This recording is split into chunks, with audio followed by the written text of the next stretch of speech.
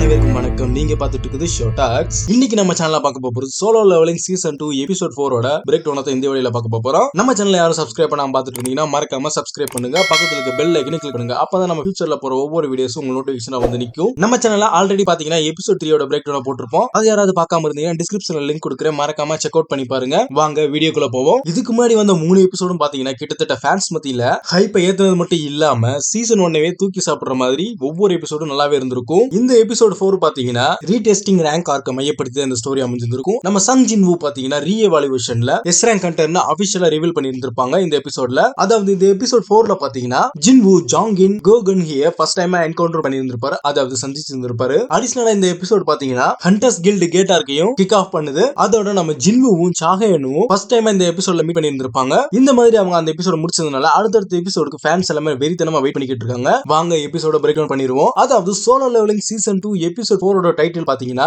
Needed to stop making. இந்த episode start ஆகுறதே பாத்தீங்கன்னா சங் ஜின்வூ டீமன் கேஸ்டில்ல இருந்து வெளியே வர மாதிரி காமிச்சிருப்பாங்க. அதாவது தன்னோட அம்மாவை காப்பாற்றக்கூடிய ஹோலி வாட்டர் ஆஃப் லைஃப்ன்ற போர்ஷனோட ஃபைனல் இன்கிரிடியன்ட்டை எப்படியாவது கைப்பற்றி ஆகணும்னு ஒரு யோசனையோட வந்திருப்பாரு. அதாவது டீமன் கேஸ்டிலோட பாஸ் டிஃபீட் பண்ணா மட்டும்தான் அந்த மூணாவது இன்கிரிடியன்ட்டை கைப்பற்ற முடியும். இப்ப இருக்கிற கரண்ட் லெவல்ல பாத்தீங்கன்னா அந்த சேலஞ்சை கிட்ட கூட நெருங்க முடியாதுன்னு நம்ம சங் ஜின்வூ ரியலைஸ் பண்றாரு. அதுக்காக பாத்தீங்கன்னா ஹண்டர்ஸ் ரேங்க் ரீஎவாலுவேஷனுக்கு போறதுக்காக டிசைட் பண்றாரு. இதுல போய் குவாலிஃபை ஆனோம்னா அட்வான்ஸ்டு ரைட்ஸையும் அதிக அளவு growth-ஐயும் பார்க்கலாம்னு ஒரு தாட் இருந்திருக்கும். அப்படி அந்த ஸ்டோரி மூவ் ஆகுறத பாத்தீங்கன்னா நம்ம ஜின்வூ ரீஎவாலுவேஷனுக்காக ஹண்டர் அசோசியேஷனுக்கு வந்திருப்பாரு. அந்த டைம்ல பாத்தீங்கன்னா ஒயிட் டைகர் கில்ட சேர்ந்த ரெப்ரசன்டேட்டிவ் ஜின்வூவோட வருகையை யோன்ஹோவுக்கு இன்ஃபார்ம் பண்றாரு. அப்ப பாத்தீங்கன்னா ஹண்டர்ஸ் ரீஎவாலுவேஷன் பண்ற மேனா மீட்டர் பாத்தீங்கன்னா நம்ம ஜின்வூவை டெஸ்ட் பண்றப்ப மால் ஃபங்க்ஷன் ஆக ஆரம்பிக்குது. அதாவது எரரையும் காட்டி இருந்திருக்கும். அப்ப அங்க இருக்கிற எம்ப்ளாயி நம்ம ஜின்வூ கிட்ட மேனா மீட்டர் டிவைஸ பத்தி எக்ஸ்பிளைன் பண்ண ஆரம்பிக்கிறாங்க. அதாவது இந்த டிவைஸால எஸ் ரேங்க் ஹண்டர்ஸோட மேனா லெவலையும் இல்ல அதை தாண்டி இருக்கிற அதிக அளவு மேனா லெவலையும் இதால கால்குலேட் பண்ண முடியும்னு சொல்லி இருந்திருப்பாங்க.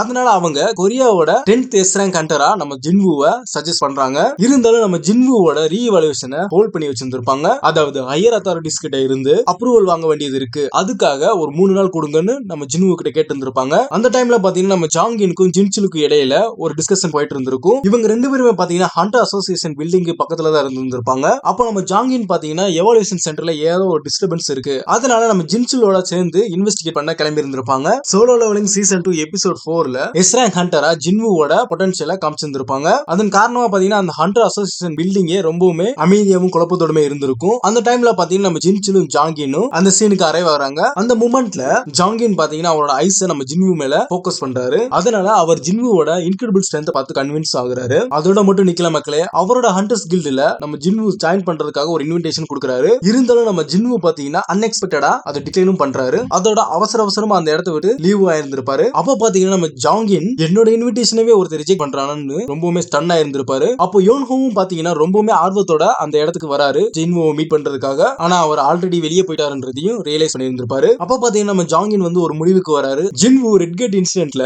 ஒரு மர்மமான ஹண்டரா இருப்பாருன்றத கெஸ்ஸும் பண்ணியிருந்திருப்பாரு. அங்கிருந்து அப்படியே மூவ் ஆகி வந்தோம்னா ஈவினிங் டைம்ல நம்ம அவரோட மதரை பாக்குறதுக்காக ஹாஸ்பிட்டல விசிட் பண்ணியிருந்திருப்பாரு. அந்த டைம்ல ஹண்டர் அசோசியேஷனோட சேர்மனான கோ குன்ஹி ஜின்சில் மூலமா நம்ம ஜின்வூவை அப்ரோச் பண்ண ஆரம்பிக்கிறாரு. நம்ம குன்ஹி பாத்தீங்கன்னா ஜின்வூவோட அச்சீவ்மெண்ட்டை பார்த்து ரொம்பவுமே வாழ்த்து தெரிவிச்சிருந்திருப்பாரு. அது மட்டும் இல்லாம அவரோட எஸ் ரேங்க் எவாலுவேஷன் ஃபைனலைஸ் ஆகுறதுல டிலே ஆகுறதையும் ஒரு ரீசனோட எக்ஸ்பிளைன் பண்ணியிருந்திருப்பாரு. அதாவது இந்த கிரேஸ் பீரியட்ல பாத்தீங்கன்னா உன்ன மாதிரி இருக்கிற எக்ஸ்ட்ராஆர்டினரி ஹண்டர்ஸை மீட் பண்ணி அசோசியேஷன்ல ஹையர் லெவல் பொசிஷனையும் ஆஃபர் பண்றோம்னு சொல்லி இருந்திருப்பாரு. அதே சமயத்துல நம்ம ஜின்வூ பாத்தீங்கன்னா குன்ஹியோட அதிகப்படியான ஸ்ட்ரென்த்தையும் அவரோட டெம்ப்ட் ஏத்தக்கூடிய ஆஃபரையும் பார்த்து ரொம்பவுமே இம்ப்ரெஸ் ஆயிருந்திருப்பாரு. இருந்தாலும் சாதாரணமா நம்ம ஜின்வூ அதை டிக்ளைனும் பண்ணியிருந்திருப்பாரு அந்த ஆஃபரை. அதாவது நம்ம ஜின்வூவோட முதல் முக்கியத்துவம் பாத்தீங்கன்னா தன்னோட பர்சனல் growth-உம் ஸ்ட்ரென்த்தையும் டஞ்சன்ஸ்குள்ள இன்னும் அதிகமா காட்டணும்னு சொல்லி இருந்திருப்பாரு. இருந்தாலும் நம்ம குன்ஹி பாத்தீங்கன்னா தன்னோட ஆஃபரை ரிஜெக்ட் பண்ணதுனால ஜின்வூவை பார்த்து ரொம்பவுமே இம்ப்ரெஸ் ஆயிருந்திருப்பாரு. அதே டைம்ல பாத்தீங்கன்னா யுனைடெட் ஸ்டேட்ஸ்ல ஹாஸ்பிட்டல் அட்மிட் ஆயிருக்கிற ஹவாங் தங்ஸுவ டெப்யூட்டி டைரக்டர் மீட் பண்ணி சங் ஹை ஹவான் பத்தின கான்வர்சேஷன் அவங்க ரெண்டு பேத்துக்கும் நடக்குது. அதாவது ஹை ஹவானோட ஆக்ஷன்ஸ் எல்லாமே பாத்தீங்கன்னா ஒரு வினோதமான பீஸ்டா இருக்கலாம். அதோட பாத்தீங்கன்னா தன்னோட ரிவெஞ்ச பத்தியும் சொல்லி இருந்திருப்பாரு. அதாவது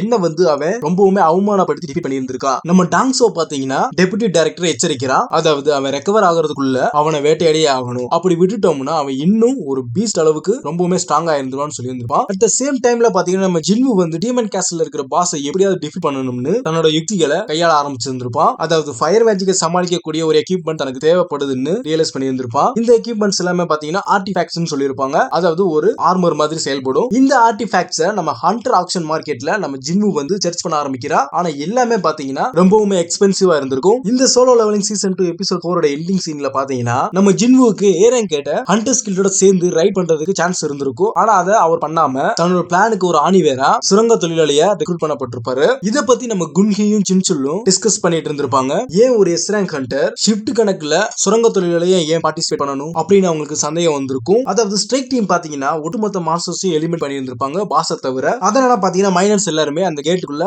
சென்ட் பண்ணப்பட்டிருப்பாங்க. அப்ப பாத்தீங்கன்னா நம்ம ஜின்னு வந்து சாஹேஹினை ஃபர்ஸ்ட் நோட்டீஸ் பண்ணியிருந்திருப்பான். அதாவது அந்த டீமோட செகண்ட் கமாண்டா. அது மட்டும் இல்லாம அவங்களோட பவர்ஃபுல் ஆராவையும் சென்ஸ் பண்ணியிருந்திருப்பான். அந்த டைம்ல பாத்தீங்கன்னா ஜின்வு தன்னோட ஆராவையும் இன்க்ரீஸ் பண்ணியிருந்திருப்பான். அந்த டைம்ல சாயனோட ஷார்ப் இன்ஸ்டிங்ஸ் பார்த்து ரொம்பவுமே இம்ப்ரெஸ் ஆயிருந்திருப்பான். அந்த மைனிங் டைம்ல பாத்தீங்கன்னா நம்ம ஜின்வு வந்து அவங்களோட ஃபெலோ ரெக்கார்ட்ஸ் தன்னோட ஸ்ட்ரென்த் மூலமா வியக்க வச்சிருந்திருப்பான். அந்த ஃபெலோ ரெக்கார்ட்ஸ் எல்லாம் பாத்தீங்கன்னா ஈரன் கண்டரா இருந்தாலும் இவனால எப்படி இவ்வளவு ஸ்ட்ராங்கா இருக்க முடியுது அப்படின்னு அவங்களுக்குள்ள ஒரு யோசனை இருந்திருக்கும். தான் கூட வந்து குரூப் எல்லாருமே பிரேக்கு போனதுனால ஜின்னு ரொம்பவுமே ஆர்வத்தோட தனியா பாஸோட சேம்பருக்கு போக ஆரம்பிச்சிருந்திருப்பான். அதாவது பாஸோட ரூமுக்கு முன்னாடி இருந்துட்டு ஜின்னு வந்து அந்த ஸ்ட்ரென்த் டீமன் கேஸ்ல இருக்கிற மீட்டர்ஸை விட அதிகப்படியா இருக்குன்னு ரியலைஸ் பண்ணி இருந்திருப்பான். அதனால அவனோட எபிலிட்டியை டெஸ்ட் பண்றதுக்காக அதோட மோத ட்ரை பண்ண பார்த்திருப்பான். அதாவது இந்த ரிசல்ட் பாத்தீங்கன்னா நம்ம கில்டோட தோல்வியா கூட இருக்கும்னு நினைச்சு பேட்டில் பண்ண தயாரா இருந்திருப்பான். இந்த எபிசோட எண்டிங்ல பாத்தீங்கன்னா நம்ம ஜின்னு அந்த பாஸ் எதிர்க்க தயாரா இருக்கிற டைம்ல பாத்தீங்கன்னா நம்ம பாத்தீங்கன்னா சடனா நம்ம ஜின்னுவுக்கு பின்னாடி அப்பியர் ஆயிருந்திருப்பாங்க. அப்ப அவங்க டிமாண்ட் பண்றாங்க, அதாவது ஒரு சுரங்க தொழிலாளி வந்து ஏன் பாஸோட சேம்பருக்கு முன்னாடி நின்றுகிட்டு இருக்கா அப்படின்னு இந்த எபிசோட முடிச்சிருந்திருப்பாங்க.